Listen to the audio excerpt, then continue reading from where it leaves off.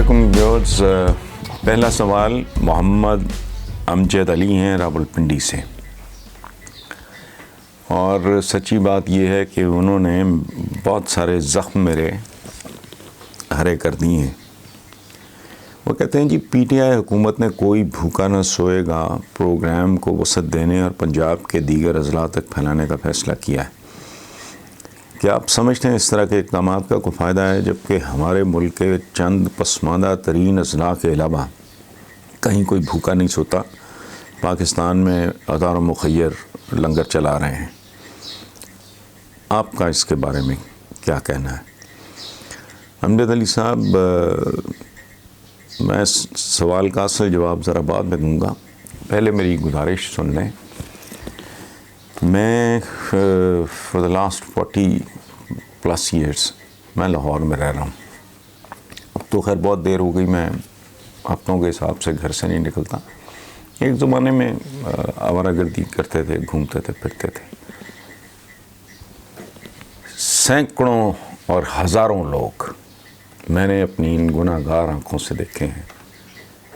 Chauburji parks میں پڑے، ادھر ریلوے اسٹیشن کے باہر، یہ وہ. اچھا، میرے ایک دوست تھے میجر رشید وڑائچ مرحوم. انہوں نے ایک زمانے میں آرمی چیف کے لیے، اس وقت کے آرمی چیف جو تھے major Rashid Waraich, retired major تھے. ان کا نہر پہ گھر تھا. انہوں نے بہت بڑا بورڈ لگایا تھا، مٹ جائے گی مخلوق تو انصاف کرو گے. مطلب یہ تھا کہ ان لوگوں سے، سیاستدانوں سے، منحوسوں سے جان چھڑاؤ. اچھا، وہ بہت نیک دل آدمی تھے، اللہ ان کی مغفرت کرے. میرا ان کے ساتھ بہت پیار محبت تھا. وہ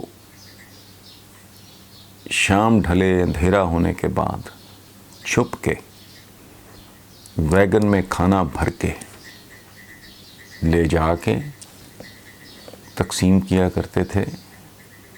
ایک دو جگہ پہ میں خود ان کے ساتھ جا چکا ہوں، میں تفصیل میں کیا جانا. سردیوں میں وہ ساتھ کمبل لے کے، سردیوں کے موسم میں لوگ بے یار و مددگار ٹھٹر رہے ہوتے تھے. کوئی چھوٹی سی چادر ہے، کوئی کھیس ہے، ادھر ادھر مضافات سے آئے ہوئے لوگ.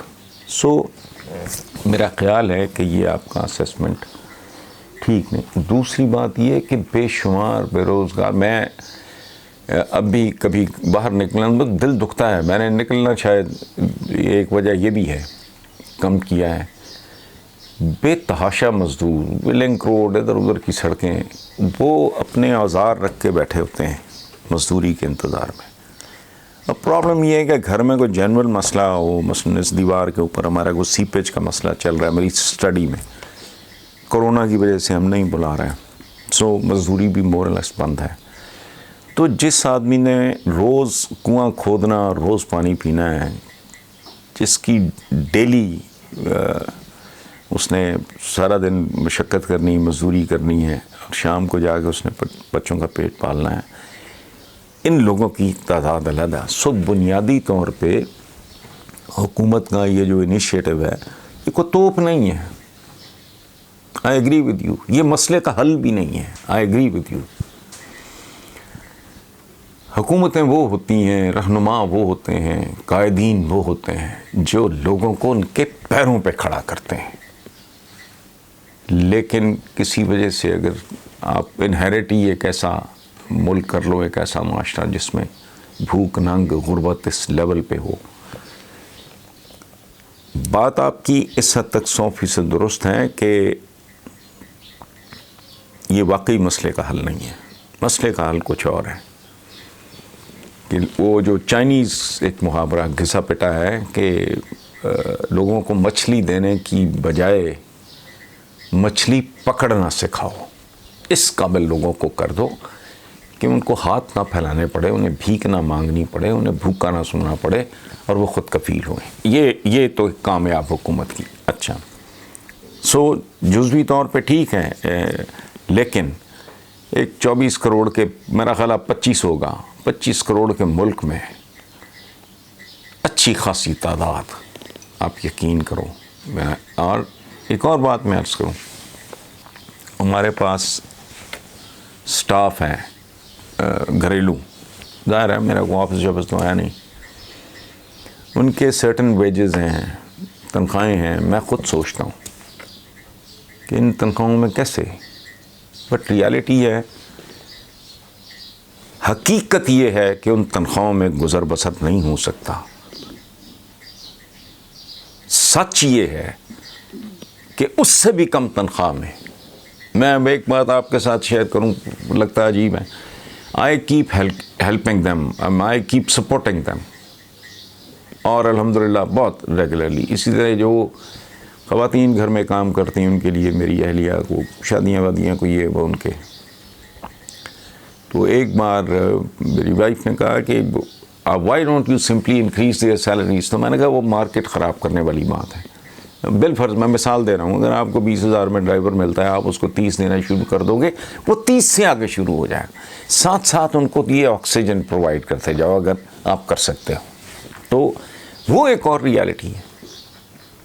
یعنی بندہ بے روزگار بھی نہیں ہے لیکن اس کے پاس مناسب روزگار بھی نہیں ہے.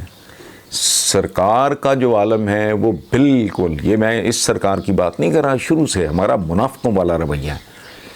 ہم کرپشن، ہم انسپیکٹرز کو، یہ فوڈ انسپیکٹر، یہ ڈرگ انسپیکٹر، یہ ایکسائز انسپیکٹر، یہ کسٹم انسپیکٹر، یہ حرام کھاتے ہیں، پٹواری حرام کھاتا ہے، قانون کو حرام کھاتا ہے، باتیں تو کرتے ہیں. کبھی ان کی سیلریز کے بارے میں سوچیں.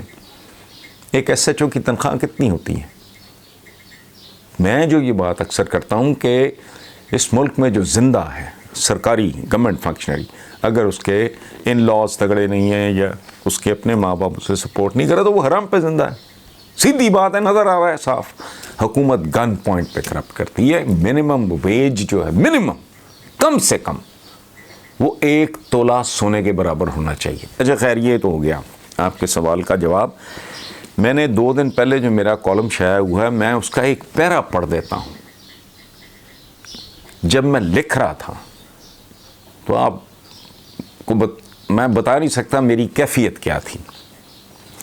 ایک پیرا ہے کالم کا.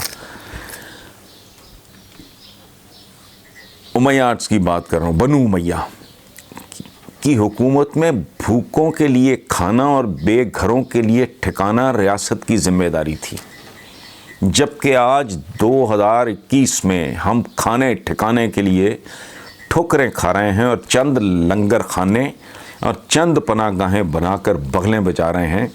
اور تو اور شہر میں پانی پہنچانے کے لیے امویوں نے وہ طریقہ کار استعمال کیا جو فارس سے انسپائرڈ تھا. فارس آج کا جو ایران ہے.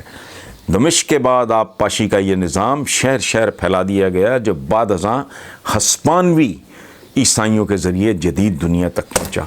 یہ ہے ہمارا ماضی. ہم نے اسے امپروو تو کیا کرنا تھا، اس کو بد سے بدتر کر دیا. یعنی بنو امیہ کا زمانہ دیکھیں آپ. حضرت امیر معاویہ کی فیملی تھی، اس کے بعد بنو عباس ہے. کب کی بات کر رہا ہوں میں. سوال آپ کا ٹھیک ہے، ایسا ہی ہے. یہ علاج نہیں ہے لیکن ایک ٹیمپرری ریلیف ضرور ہے. Thank you very much.